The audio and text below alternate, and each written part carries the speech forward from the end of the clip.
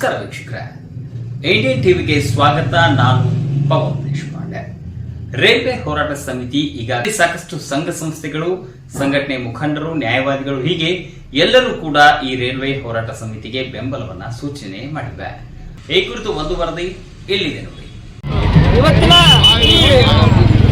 ರಾಮದುರ್ಗ ತಾಲೂಕಿನ ರೈಲು ಹೋರಾಟ ಕ್ರಿಯಾ ಸಮಿತಿಯವರು ಇದೊಂದು ಲೋಕಾಪುರದಿಂದ ಧಾರವಾಡಕ್ಕೆ ರೈಲು ಹೋರಾಟ ಪುನಃ ಪ್ರಾರಂಭ ಮಾಡಬೇಕು, ಅಲ್ಲಿಂದ ಹೊಸದಾಗಿ ರೈಲು ನಿರ್ಮಾಣ ಮಾಡಬೇಕು ಅಂತ ಹೋರಾಟವನ್ನ ಹಮ್ಮಿಕೊಂಡಿದ್ದಾರೆ.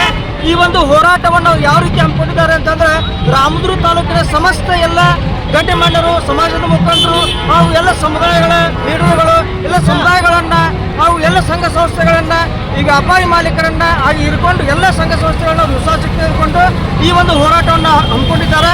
ಈ ಹೋರಾಟದಲ್ಲಿ ಈ ಹೋರಾಟ ಹೆಂಗಿದೆಯಪ್ಪ ಅಂದ್ರೆ, ಪಕ್ಷಾತೀತ ಮತ್ತು ಜಾತ್ಯತೀತ ಒಂದು ಹೋರಾಟ ಇರೋದ್ರಿಂದ ಈ ಒಂದು ಹೋರಾಟಕ್ಕೆ ಮುನ್ನುಡಿಯಾಗಿ ಪ್ರಪ್ರಥಮವಾಗಿ ತಜ್ಞಿಯವರು, ಹಿರಿಯರು ಅವರು ಒಂದು ಚಾಲನೆ ನೀಡಿದ್ರು ಬಹಳಷ್ಟು ವರ್ಷಗಳ ಹಿಂದೆ.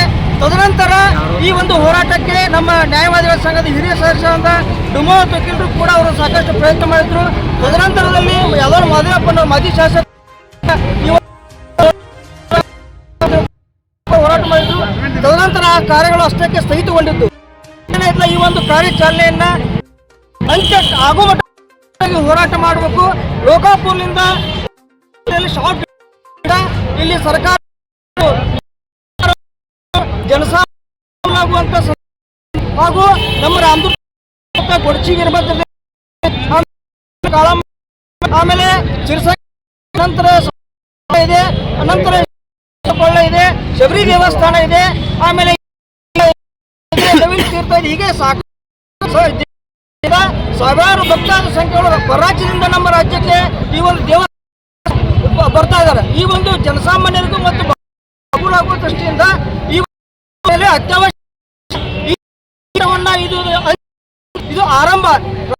ರಾಜ್ಯ ಸರ್ಕಾರದವರು ಈ ಒಂದು ಇದ್ದಂತ ಪಕ್ಷದಲ್ಲಿ ಅಮರ ಹೋರಾಟವನ್ನು ಮಾಡಬೇಕು ಅಂತ ಮಾಡಿವಿ.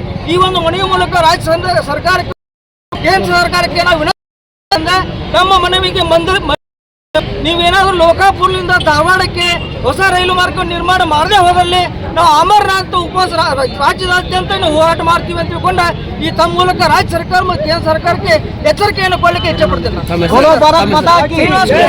ವಕೀಲರು, ನ್ಯಾಯವಾದಿಗಳು. ರಾಮದುರ್ಗ ತಾಲೂಕು ರೈಲ್ವೆ ಹೋರಾಟ ಕ್ರಿಯಾ ಸಮಿತಿಯವರು ರಾಮದುರ್ಗ ತಾಲೂಕಿಗೆ ರೈಲ್ವೆ ಬರಬೇಕೆಂದು ಆಗ್ರಹಿಸಿ ಪ್ರತಿಭಟನೆಯನ್ನು ಮಾಡಿದರು. ಈ ಒಂದು ಪ್ರತಿಭಟನೆಗೆ ನಮ್ಮ ರಾಮದುರ್ಗ ನ್ಯಾಯವಾದಿಗಳ ಸಂಘದ ನಾವೆಲ್ಲ ಸದಸ್ಯರು ಇದಕ್ಕೆ ಬೆಂಬಲವನ್ನು ಕೊಟ್ಟಿವು.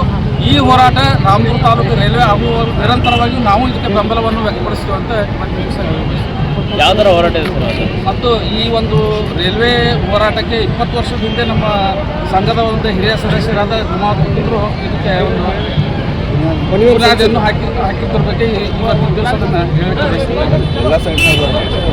ಎಲ್ಲ ಸಂಘಟನೆಗಳು ಯಾವ ಥರ ಪಕ್ಷಾತೀತವಾಗಿ ಎಲ್ಲರೂ ಇವತ್ತಿನ ರಮೇಶ್ ಅಲ್ಲ ಅಂದರೆ ನ್ಯಾಯವಾದಿಗಳ ಅಧ್ಯಕ್ಷರು ರಾಮದುರ್ಗ.